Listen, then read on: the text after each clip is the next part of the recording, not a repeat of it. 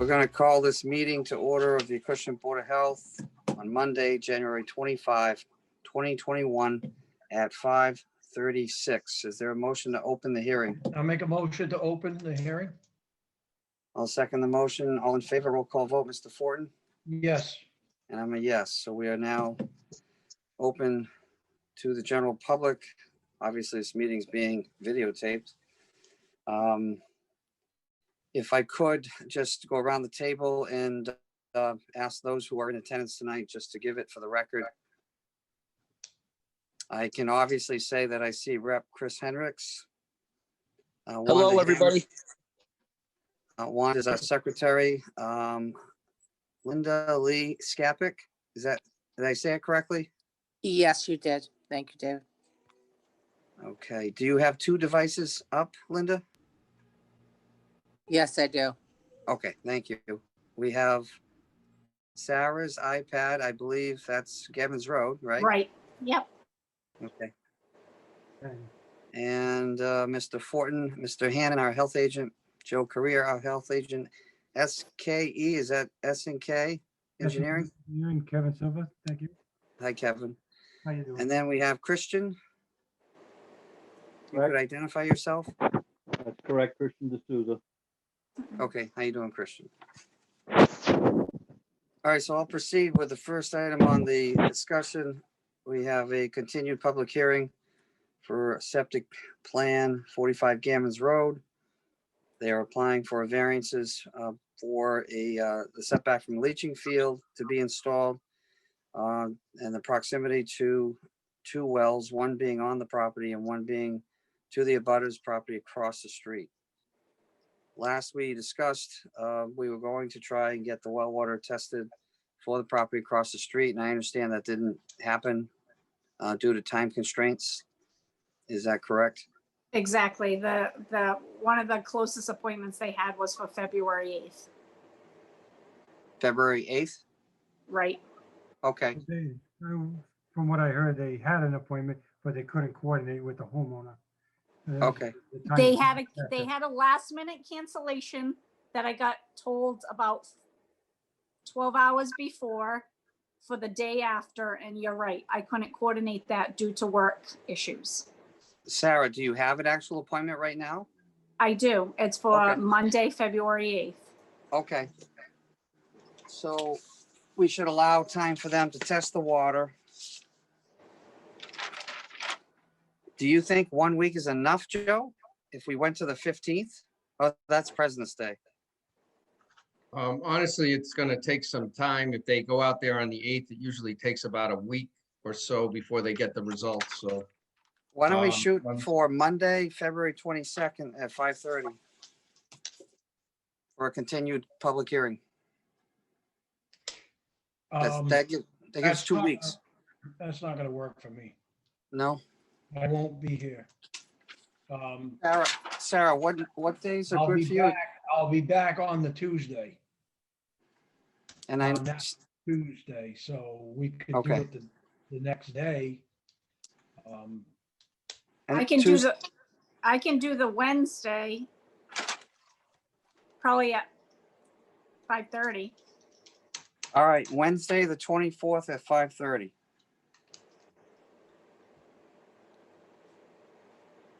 I'll be back.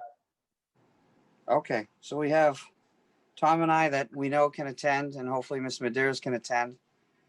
Tuesday, we'll continue. So I'll entertain a motion to continue the public hearing for Wednesday, February 24th, so that there's enough time for the water to be tested for the property across the street from the subject property we're talking about this evening, 45 Gammons Road, to Wednesday, February 24th at 5:30 PM. Is that a motion? I'll make that a motion. I'll second the motion. All in favor, roll call vote, Mr. Fortin, Yes. and I'm a yes. So we are continued to that date and time. I'll see you all then. Okay. Thank you. Thank you. Thank you.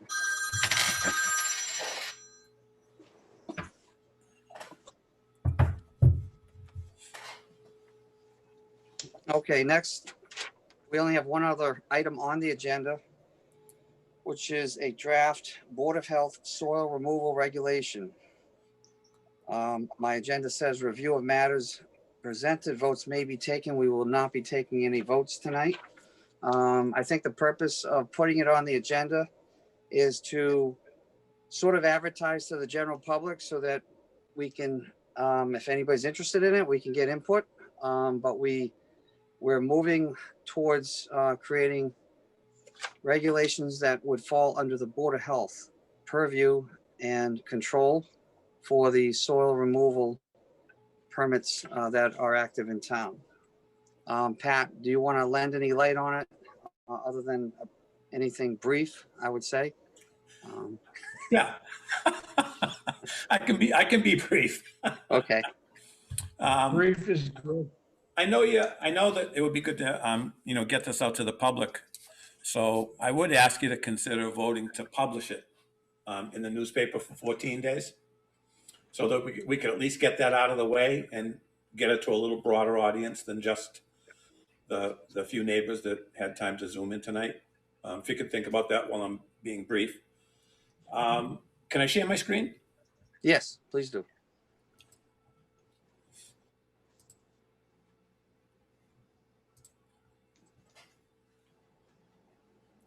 Can you see the regulation? Yes. Okay. So basically, as you just said, this would require a separate permit for earth removal from the Board of Health, other than from the Soil Board.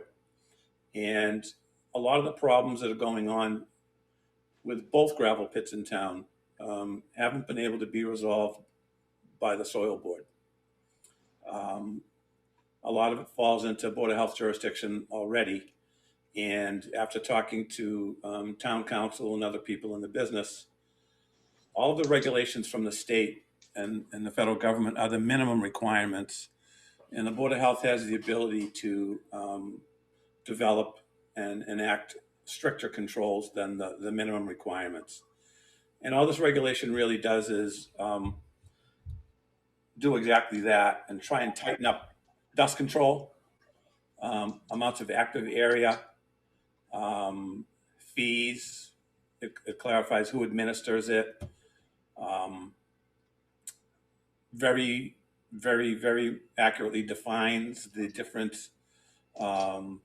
things that happen at these sites, and would be a big benefit to the town to have just a little stricter regulation than the state has. We have 2 gravel pits in town, and unfortunately, both of them have been issued cease and desist for improper operations. And for the Board of Health to have their own regulation would just make this a lot tighter. This was all worked on by town council. I've probably read it 20 times. There are some things that the board members will have to decide.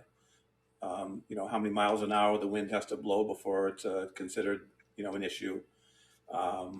Hours of operation, fees for the permit, and that's about it. But this would allow us to put air monitoring devices in some of the residents' yards with their permission. Because the current plan that the town's working on is covering air monitoring at the property line of the quarry. We received the air monitoring plan Friday afternoon, and there's nothing in the plan about the neighborhoods. Absolutely nothing. And that's the biggest issue. So if you want, I can go through the 9 pages, or I know that Linda and Christian have seen it. I sent them a link to the document. I know that Representative Hendricks has it. I sent him a link to the document. But if you folks could at least vote tonight to publish this in the newspaper for 14 days, we'd be that farther ahead in the process. And you would still have the ability to vote to have a meeting, take discussion, and then whether or not you want to enact it. But to get it in the newspaper would be a good step forward. I don't want to go through the whole thing tonight, but when you say put it in the newspaper, we can't possibly publish this entire document. So you're talking of a legal ad, right? For for having a discussion for Yes. the, okay.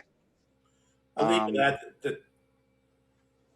That's something I'd have to get from Jeff. I've never done that. However you would do it, Joe, maybe you could weigh in on that.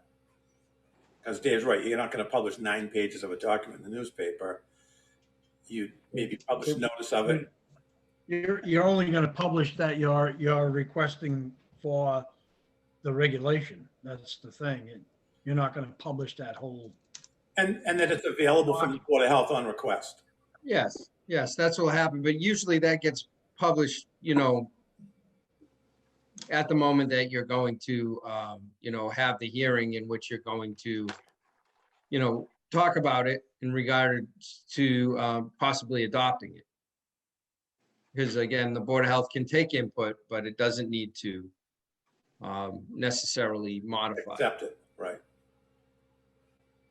So we should, what I'd like to do is run a legal ad 2 consecutive weeks, the first being 14 days prior to a hearing date. To me, that covers protocol for standard planning board matters and Board of Appeals matters. Just that we're going to entertain adopting regulations on, and I'll just make up a date, Wednesday, February 17th at 6 p.m. And we set a certain date and that it's available on our website and available through the Board of Health office upon request. We can have a PDF that you guys can ship off to anybody and anybody, you know, everybody that wants it by PDF. That's the easiest thing. If they want a physical copy, we can do that too. Yep. That's what I'd like to do. Looking at my calendar, I don't want to put it right after that other matter because I will have a conflict by 7 o'clock. And I know that this is something that could go on for a bit and I don't have any problem for as long as it takes. Tom, do you have any issues with Wednesday, the 17th? The only issue I have is that Bob's not at this meeting and I don't know. I'd rather, I know we're going to meet again shortly. So can we make and wait till the next meeting to make that decision? Sure. I Absolutely. really don't want to do that without Bob being at, especially something like this. You know, he's not here to make a, you know, to either vote on it or whatever. I think I'd rather wait. Okay. Why don't we do this then? What about meeting 2 weeks We're gonna from find now? out. To see if we can match up schedules between yourself, myself and Bob for the second week of February. And we can talk about publishing and setting a date at that point. Yeah, I would definitely want to, I'd rather do this with Bob, with Okay, then, with all 3 members, in other words. okay. So for now, why don't we just, we'll table the matter until we can get together in the next week to 10 days and have a meeting with the 3 of us. And we can talk some more about how we want to proceed with it. I think you can actually, yeah, I think we can actually do that as almost an emergency meeting. Okay. That would be, Yeah, Bob had some issues at home. He did get back in touch with us and he wasn't going to be able to make it tonight, but we can get in touch with him and try to figure it out as soon as possible. All right. got Well, your- I'll leave it to Joe to coordinate between the 3 of Dave? us on another meeting date. right, exactly. Okay. So I'd much rather do it with all 3 of us making that decision together. And, you know, I think that's fair to everybody. Okay.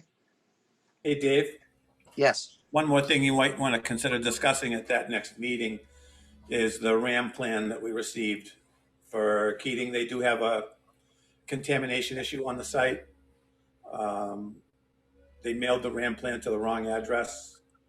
I got the RAM plan Friday afternoon. I went through it over the weekend. They've got free liquid in-ground water from the asphalt tanks. And I forwarded the RAM to Conoco, and Conoco's folks are taking a look at it. But the Board of Health has the right under the regulations to approve this RAM plan.